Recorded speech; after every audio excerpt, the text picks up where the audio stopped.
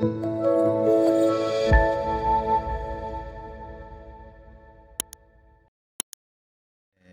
begitu. Ini ada kalau unfriend ini nanti takutnya layangan yang putus ini. Enggak, saya sebenarnya itu juga. Jadi saya aktif kan di medsos, aktif banget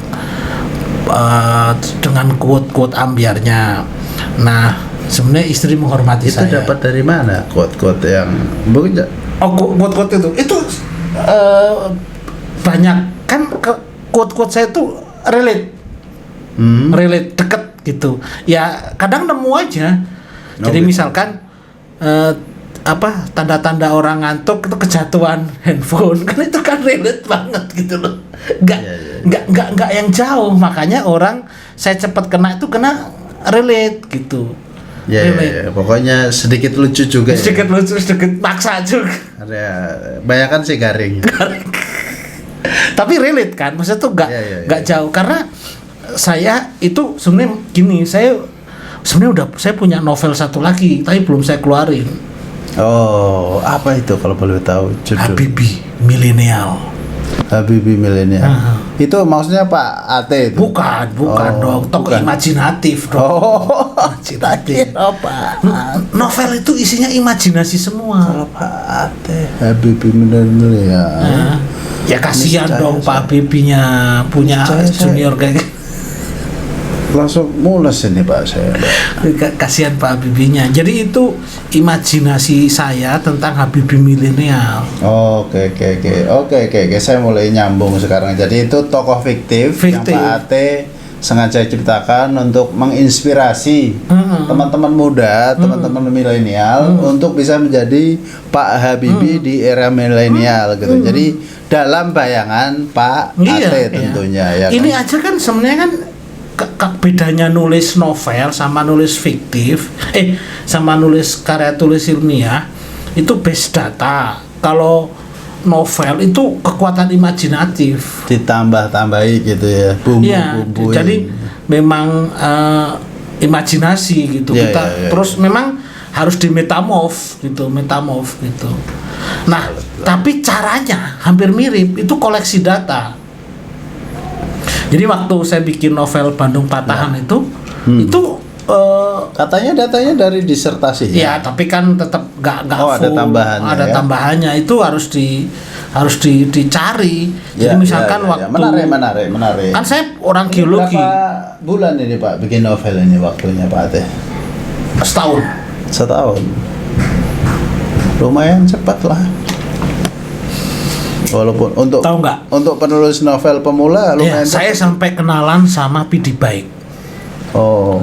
Jadi ini bukan ecek-ecek penulis yang di Bandung itu ya. Dilan, penulis Dilan. Pidi Baik, saya pengen dapat review dari dia, tapi nggak kesampaian. Itu saya sempat datang ke Dilan. Karena udah ketemu tapi nggak dilanjutkan. Karena nggak ketemu juga dan saya bingung kan sentuhan pertama, terus ya udah saya sama orang keduanya terus saya punya narasi ini. Jadi makanya saya ngajak temennya Dilan, temennya Pidi Baik lah untuk kolaborasi. Faisal namanya. Dia untuk menambah dialognya. Saya melihat Pak Ate ini effortnya sudah cukup luar biasa saya lihat ya. Cuman sekedar saran barangkali Pak, supaya para milenial ini bisa enak menangkapnya nanti. Bukunya Pak Ate yang Habibie Milenial itu barangkali ini Pak nanti bisa dikasih versi-versi seperti cerita layangan putus Pak. Oh iya ini lagi. Jadi itu konsep udah 90%. Saya sekarang kan lagi rame-ramenya ini layangan putus ini ya kan. Iya. Mungkin seperti skenario yang seperti itu yang Pak, rada ekstrim gitu ya. Bukan begitu Pak. Tapi masalahnya inspirasinya saya nggak dapat, soalnya saya bukan Mas Aris Pak. Mungkin Bapak Mas Aris. Lebih tepatnya nggak berani Pak.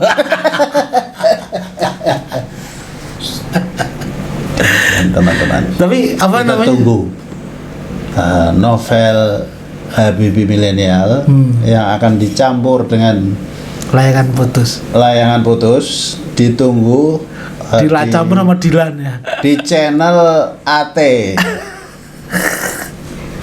Saya tadinya mau nyanyi, cuman karena peralatannya Enggak, kurang ini. Tapi situ bisa gitar, bener nggak? Bisa gitar nggak? Nggak bisa. Enggak. Saya sudah memutus ini apa? Tapi bisa nggak? Bisa nggak? Bisa. Kenal kunci-kunci G, C gitu. Kenal. Oh, kalau saya kenalnya kan baru aja. Ya. Baru setahun itu. Saya sudah lama tidak bermain gitar tadi, Pak. Tapi kalau saya kenalnya itu sebelah kebetulan. Misalnya nih, mentari menyala di sini. Di sini apa ya? G atau C itu?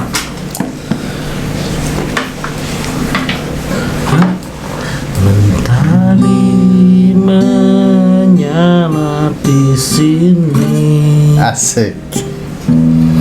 Di sini diurat darahku.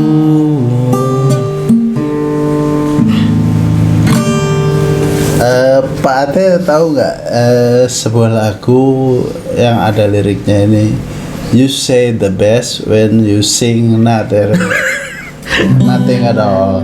Coba apa, jangan itu dong, jangan yang itu, menghapus jejakmu lah gitu apa ke masa Ayo, boleh lah, boleh lagu yang biasa. Aduh, itu mah terlalu ideologis itu. Oke lah, menghapus jejakmu ya.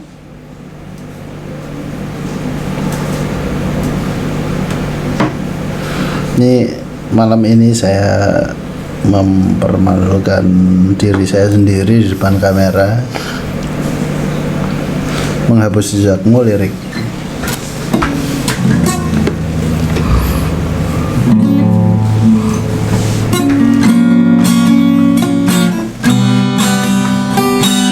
Gimana kalau yang lain? Nah, sok yang lain apa? Yang rada itu deh. Apa Ebit tahu saya. Apa namanya? Ebit itu apa namanya? Ebit aja, Ebit. Seorang kali di sana ada jawaban. Itu apa tuh judulnya tuh? Itu Pak Ate itu revolusi betulan itu, Pak. Ebit itu. Bukan revolusi otak kanan itu. Ebit lirik barangkali di sahabat Ebit.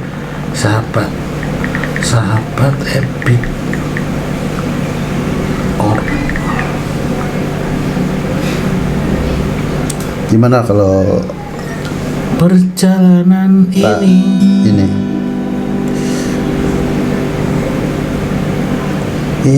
hidup wanita si kupu malam, itu apa judulnya? Bisa nggak tapi Pak Bisa Ate? itu klise kan? Ya. Ini hidup. Oke. Judulnya apa? Kupu-kupu malam. Ada yang benci dirinya, ada yang butuh dirinya, ada yang berlutut mencintainya, ada pula yang kejam menyiksa dirinya. Ada Ya. Dah, siap? Oke, yuk. 1, 2, 3, 4. Ada Yang benci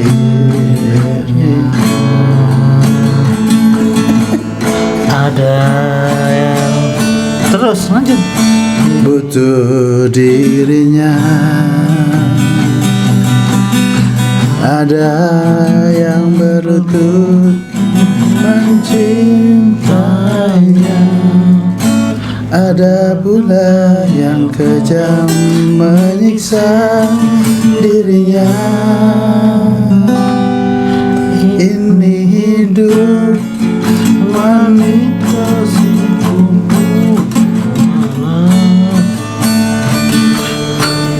bekerja dalam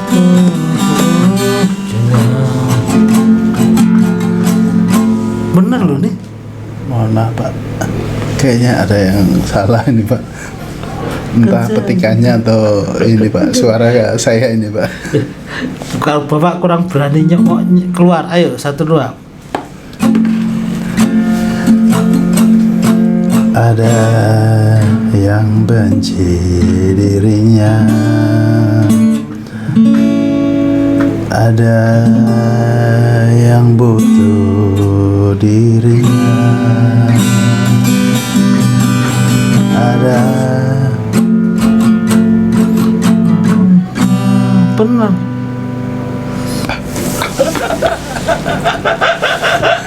Cepat. Oke, ambiar kita. Ampun Pak, aneh. Ada yang benci dirinya. Ampun Pak. Ada yang Pak, ampun Pak. Pak, sudah 26 Pak. Pas ini Oke. Pak.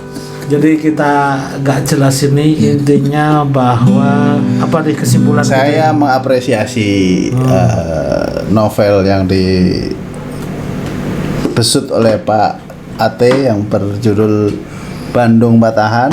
Mudah-mudahan novel yang akan segera dirilis berikutnya yaitu Habibie Milenial ini bisa segera rilis sehingga Pak Ate akan melengkapi karya. Itu ada saran nggak kapan timingnya itu? Oh, itu cocoknya Ramadan Pak. Oh. Ramadan. Kenapa? Pada saat bulan Ramadan ini kan banyak teman-teman kita yang berpuasa. Terus? Ya mereka ngabuburit. Ngabuburit itu biasanya baca-baca buku, ada yang ngabuburit sambil main. Tapi tidak sedikit juga yang orang menunggu buka puasa sambil baca-baca buku. Nah, ini Pak Ate ini kalau jadi bulan Ramadan, awal Ramadan dirilisnya. Oke. Nanti saya nggak perlu nunggu haulnya Pak Habibie gitu nggak ya? Ya enggak perlu juga. Nggak perlu ya. Kalau ini sopo gitu. Saya tuh masih takut ini, Pe. Kan Habibie milenial. Ini sopo sih nulis? Apa misalkan Habibinya itu kan ya nanti Pak Ate bisa mengundang putranya Pak Habibie, Pak Ilham. Saya cukup kenal dengan beliau. Oh, oke, udah, oke, sip.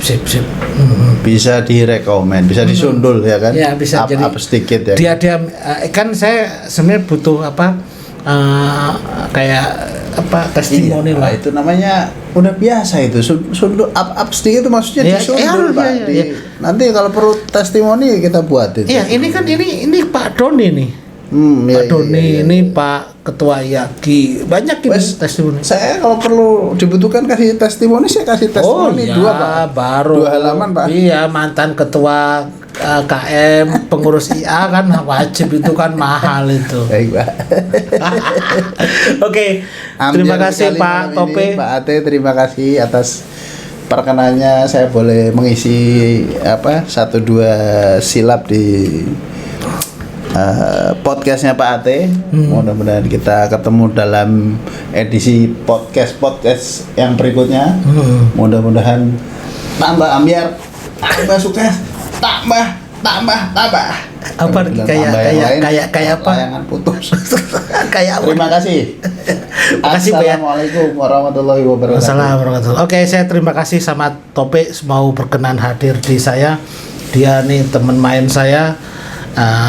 Tapi bukan temen ngeband saya. Apa? Ambiar bandnya. Ambiar gitu aja. Bye bye. Moga-moga sukses sampai. Terima kasih Pak Ate atas kesempatannya pada malam ini.